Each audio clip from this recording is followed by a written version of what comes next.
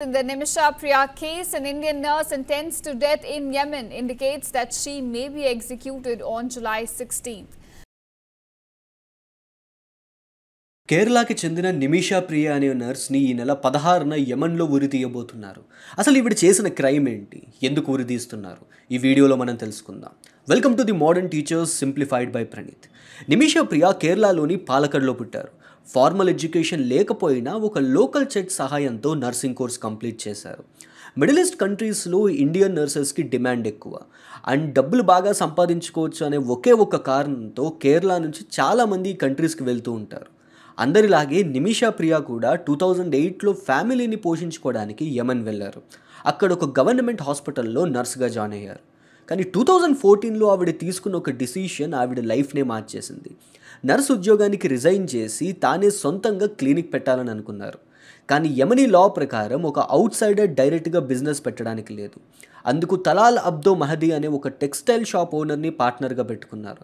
ఆవిడ సంపాదించుకుని కూడబెట్టుకున్న డబ్బుల్ని అప్పు చేసి తెచ్చిన డబ్బులతో 2015లో ఒక మెడికల్ క్లినిక్ని ఓపెన్ చేశారు. కరెక్ట్గా అప్పుడే యెమెన్లో సివిల్ వార్ స్టార్ట్ అయింది. ఉన్నదంతా ఊడ్చి అప్పు చేసి మరీ పెట్టిన క్లినిక్ని వదిలి ఇండియాకి రాలేకపోయింది. తను యెమెన్లోనే ఉండి ఆవిడ భర్తని కూతుర్ని ఇండియాకి పంపేసింది. ఒక పక్కేమో యుద్ధం, ఇంకో పక్కేమో ఫ్యామిలీ సపోర్ట్ కూడా లేదు. దీనిని అడ్వాంటేజ్గా తీసుకున్నాడు ఆవిడ business partner Talal Abdo Mahdi. ఆవిడ్ని ఫిజికల్గా, మెంటల్గా టార్చర్ చేయడం స్టార్ట్ చేశాడు. తన పాస్పోర్ట్ అండ్ ఇంపార్టెంట్ డాక్యుమెంట్స్ని లాగేసుకున్నాడు. ఈ విషయం పోలీసులకి చెప్పినా ఎటువంటి ఉపయోగం లేకుండా పోయింది. ఈ టార్చర్ని భరించలేక ఎలాగైనా వీడి నుంచి తప్పించుకోవాలని అనుకుంది. జూలై 2017లో కెటమైన్ అనే ఒక ఎనస్థెటిక్ డ్రగ్ అంటే మత్తు మందుని అతనికి ఇచ్చింది. వాడికి మత్తు ఎక్కిన తర్వాత ఆ డాక్యుమెంట్స్ తీసుకుని పారిపోవాలనుకుంది. కానీ డ్రగ్ ఓవర్డోస్ వల్ల తలాల్ అబ్దో మహదీ చనిపోయాడు. ఇప్పుడు ఏం చేయాలో తెలియని పరిస్థితిలో హనాన్ అనే ఒక కొలీగ్ హెల్ప్ తీసుకుని తలాల్ బాడీని ముక్కలు ముక్కలుగా కోసేసి వాటర్ ట్యాంక్లో పాడేసింది. అక్కడి నుంచి పారిపోయిన నిమిషా అండ్ హనాన్ని పోలీసులు వెంటనే పట్టేసుకున్నారు. 2018లో ట్రయల్ కంప్లీట్ అయ్యాక యెమెన్ కోర్ట్ హత్యా నేరానికి గాను నిమిషాకి ఉరిశిక్ష విధించింది అండ్ హనాన్కి యావజ్జీవ కారాగార శిక్ష విధించింది. కానీ ఈ ట్రయల్ అంతా అరబిక్లో జరిగిందని activist and advocate councils retrial చేయమన్నారు. 2020లో మళ్ళీ రీట్రయల్ కండక్ట్ చేశారు and outcome was the same.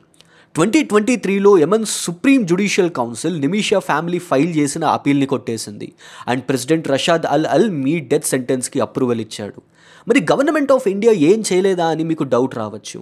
యెమెనీస్ loss are very stringent. కానీ బ్లడ్ మనీ అనే ఒక ఆప్షన్ ఉంది. అంటే చనిపోయిన తలాల్ వాళ్ళ ఫ్యామిలీ మెంబర్స్కి మానిటరీ సెటిల్మెంట్ చేస్తే వాళ్ళు కేసు వెనక్కి తీసుకునే ఛాన్స్ ఉంది. కొన్ని రిపోర్ట్స్ ప్రకారం తలాల్ ఫ్యామిలీకి $1 మిలియన్ ఆఫర్ చేశారు, విచ్ రఫ్లీ ఈక్వల్స్ టు 8.5 crore. కానీ వాళ్ళ సైడ్ నుంచి ఎటువంటి రెస్పాన్స్ లేదు.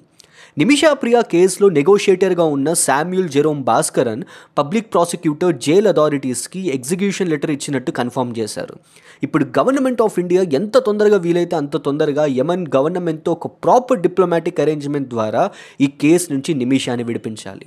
ఈ కథ ఒక్క నిమిషాదే కాదు, పొట్టకూటి కోసం గల్ఫ్ దేశాలకి వెళ్ళి అక్కడ నరకం అనుభవిస్తున్న వేల మందిది.